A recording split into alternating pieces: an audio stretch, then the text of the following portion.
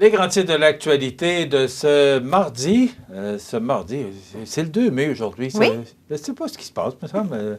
Normalement, le mardi, je suis en forme. Là. Je suis un peu mêlé. Marie-Ève me disait, j'ai l'impression que tu es parti au golf avec Christian. Il y a des grosses chances.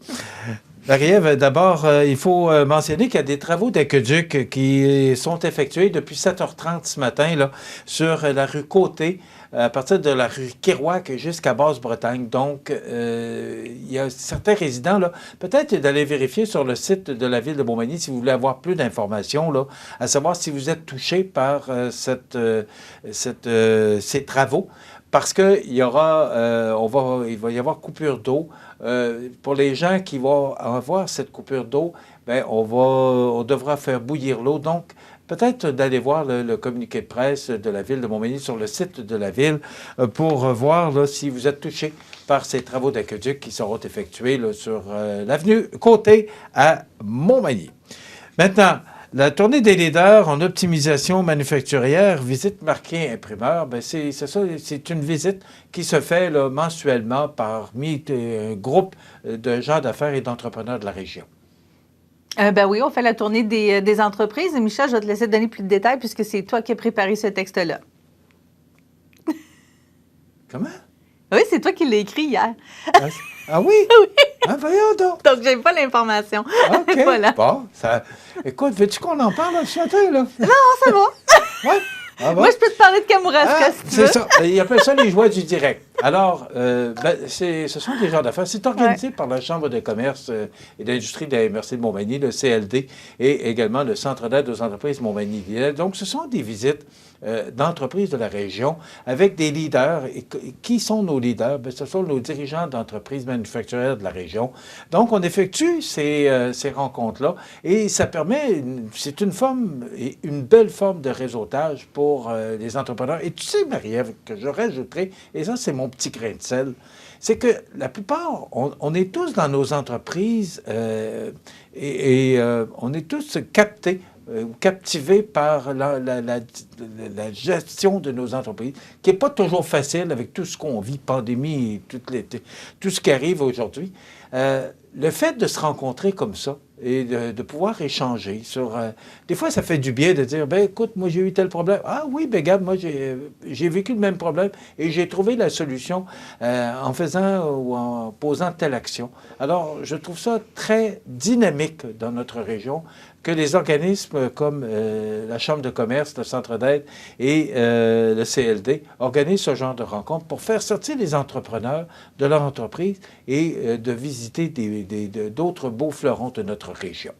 Voilà. Est-ce que c'est correct comme ça, Mme Lamont? Ça a l'air beau. Ça l'est, je peux te le dire, parce que j'en entends parler. Et je pense que j'affirme que les entrepreneurs apprécient ce genre d'événement. Des milliers d'arbres plantés au Kamouraska, ben on en a tellement coupé. Je ne parle pas du Kamouraska, je parle de partout. Ben ça fait du bien. Je pense que je trouve ça tellement positif que les gens pensent à planter des arbres. Et c'est même au-delà de ça, Michel, puisque, bon, d'ici l'automne 2023, il y a près de 7000 arbres et arbustes qui vont avoir été plantés dans la plaine agricole de Kamouraska. C'est pour favoriser le rétablissement de la connectivité phonique essentielle à la survie des populations animales, bien sûr. Alors, c'est l'organisme des bassins versants de Kamouraska, Lillet et Rivière-du-Loup qui se sont mis ensemble pour le projet mise en place de corridors phoniques au Kamouraska. Ça a pris 3 ans au total pour ce projet-là. Ça a permis l'implantation de plus de 25 km d'aménagement agroforestier durable qui favorise la biodiversité. Ce qu'on a fait, c'est qu'on est allé rencontrer des agriculteurs. On est allé voir à quel endroit qu'on pourrait avoir besoin et on a parlé à ces agriculteurs-là pour leur dire, bon, OK, tes champs sont très beaux, sauf que là, on a un problème, on perd de la biodiversité, il y a la faune animale qui a besoin d'espace. Est-ce que vous accepteriez qu'on reboise certains endroits parce que ça va aider justement la nature et tout? Et il y a plusieurs agriculteurs qui ont dit oui, on embarque dans le projet. Et c'est pour ça que ces endroits ont été créés. Donc, depuis ce temps-là, évidemment, on plante les arbres, on plante les arbustes, et ça devrait permettre, dans les prochaines années, puis on ne parle pas de nécessairement l'année prochaine, là, mais à long terme, là, c'est ce qu'on travaille, là, que certaines espèces animales puissent revenir, qu'il y ait plus de biodiversité dans la région, et ça peut aussi aider les espèces qui sont déjà là à rester dans la région aussi. Oui, et je trouve ça tellement positif, tellement une bonne idée. Puis on devrait prendre exemple sur ce genre d'événement.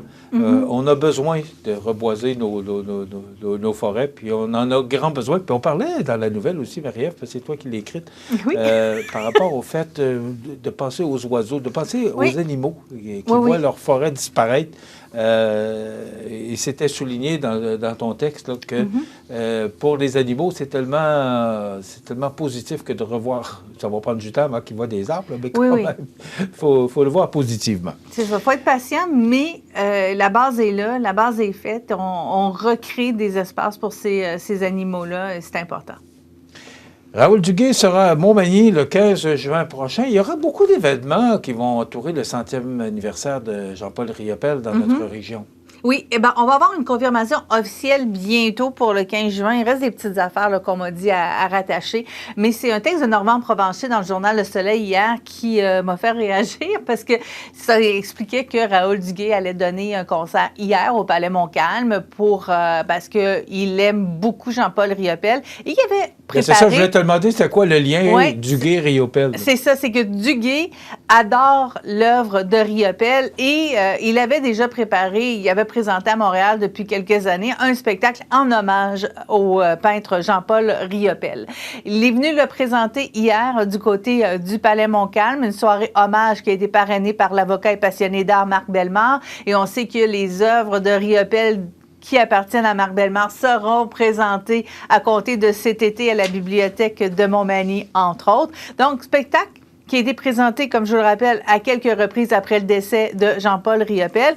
Et là, hier, d'elle en elle, l'élan vital a été présenté par Raoul Duguay. Puis, ça devrait venir le 15 juin. Je dis ça devrait parce que c'est pas mal tout attaché, là. Et Normand Provencher nous disait justement que Raoul Duguay annonçait qu'il allait être là puis que le spectacle serait présenté en plein air à Montmagny.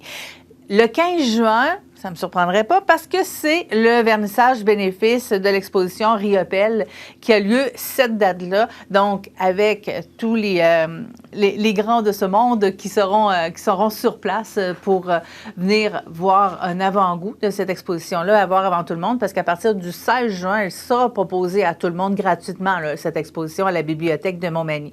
Donc, ça se pourrait qu'on croise Raoul Duguay dans la ville de Montmagny très bientôt. Oui, puis de mémoire, là, parce qu'il y a eu 2 expositions de Riopelle dans les années précédentes, là, et ça a été un succès. Oui. Et je nous trouve privilégiés de pouvoir, et merci à Mme Vachon, la conjointe de M. Riopelle, qui nous permet de tenir ces expositions-là. Et je nous trouve privilégiés à Montmagny que d'avoir ce genre d'exposition-là dans notre belle bibliothèque. Ce qui est vraiment intéressant, Michel, dans l'exposition qui va être présentée à compter de cet été et jusqu'à la mi-septembre, premièrement, elle va être disponible un peu plus longtemps, donc les gens vont avoir plus de temps pour aller la voir. Et deuxièmement, c'est des collections privées. Donc, ce sont des œuvres qui n'est pas possible d'aller voir dans des musées. Des œuvres qui ne se promènent pas habituellement parce qu'elles appartiennent à... c'est des collections privées, ils ont ça chez eux. Donc, c'est vraiment un bonheur qu'on aura là, de pouvoir les voir, ces œuvres-là. Écoute, j'ai vu sur Facebook en fin de semaine une personne qui écrivait à M. Legault puis Mme Guilbeault pour leur faire mention que pourquoi que vous voulez investir 6 milliards et plus, je pense qu'on était bien plus proche du 10 milliards de dollars pour faire un tunnel, alors que, et Marie-Ève, je ne sais pas si tu étais au courant, tu n'étais pas à Montmagny à ce moment-là, qu'il a été proposé dans le temps de pouvoir faire, parce qu'il faut refaire le pont de l'île d'Orléans, c'est dans les projets d'ailleurs, certains travaux de préparation sont commencés, de faire le pont de l'île d'Orléans et pourquoi pas sur le bout de l'île et faire l'autre bout. Parce que moi, il y a plusieurs années de ça, on parlait d'un pont Beaumont-Île d'Orléans et là, Île d'Orléans, Côte-de-Beaupré. Oui. Bien, effectivement, Michel, je pense que j'avais 20 ans, puis on parlait déjà du fait qu'il fallait renouveler le pont de l'île d'Orléans et on parlait déjà du fait qu'il pourrait y avoir un lien à partir de Beaumont pour traverser, là, et on se croisait déjà les doigts à l'époque. Donc, on a appris hier, il y a eu un sondage de Somme le Soleil qui est paru concernant le troisième lien et ce sondage-là a été effectué donc des 26 et 27 avril. Donc, après l'annonce de la nouvelle mouture du troisième lien par le gouvernement caquiste. Et là, ce qu'on dit, c'est que les gens, là, même les gens dans la région de Québec, ils veulent encore ce lien-là. Ils veulent le lien du pont. Et la semaine dernière, d'ailleurs, Nancy Dubé nous l'a dit, elle dit, nous autres, le tunnel, là, c'est pas grave. Là, on veut quelque chose de viable. Un pont, là, ça serait parfait. Puis on en parle toujours de ce pont de l'île d'Orléans. On sait que c'est les gens de l'île d'Orléans en tant que tels qui veulent rien savoir, les élus et les habitants de l'île d'Orléans qui veulent pas du tout que le lien se fasse puis qu'il y ait une autoroute sur leur île. Mais on sait que les gens, eux, ils tiennent encore énormément. Et c'est pas fini tout ça. D'ailleurs, la ministre des Transports est attendue. Il va y avoir une rencontre jeudi après-midi à Saint-Lazare. Elle va venir rencontrer les gens de la MRC de Bellechasse pour parler de tout ça. Et ce qu'on veut faire, c'est une discussion. Parce que oui, là, on sait là, qu'est-ce qu'ils ont annoncé, puis elle va sûrement tenir à ce qui a déjà été annoncé. Là. Mais les gens de la MRC de Bellechasse veulent discuter avec elle, dire écoutez, là, on a des besoins, nous autres, là, puis on veut vous dire c'est quoi nos besoins, parce que visiblement, là, il y a eu un manque à quelque part. Là.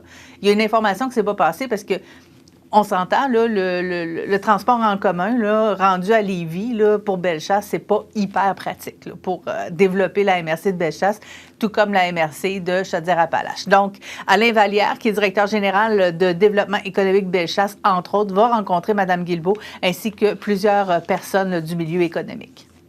Il est le maire de Saint-Vallier aussi? Oui, exactement. Alors, écoute, ce pont-là de Beaumont à l'île d'Orléans, de l'île d'Orléans vers Sainte-Anne-de-Beaupré, je pense qu'on revient... À force d'avancer, on recule, puis on regarde, puis on dit, bien, peut-être que les premiers projets étaient peut-être plus sensés et logiques, mais est-ce que M. Legault et son gouvernement sont ouverts à ça? C'est une autre histoire. Mm-hmm.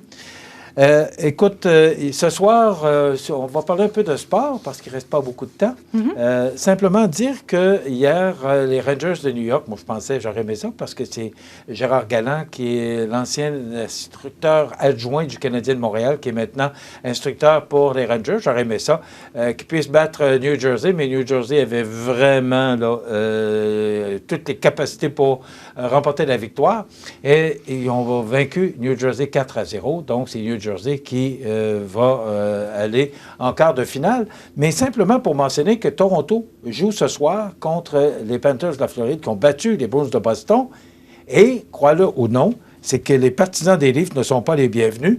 Alors, selon l'agence QMI, la formation floridienne ne tient pas du tout à voir son aréna devenir un domicile secondaire pour les Maple Leafs de Toronto.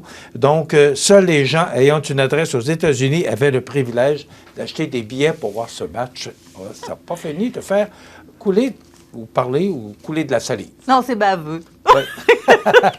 OK. Demain, chronique culturelle avec, entre autres, Antoine Carabinier-Lépine du cirque Alphonse et Daniel Grenier. Et il y aura, bien sûr, notre invité qui sera demain, je ne le sais pas. Alors, ce sera à suivre. Bonne journée. À demain.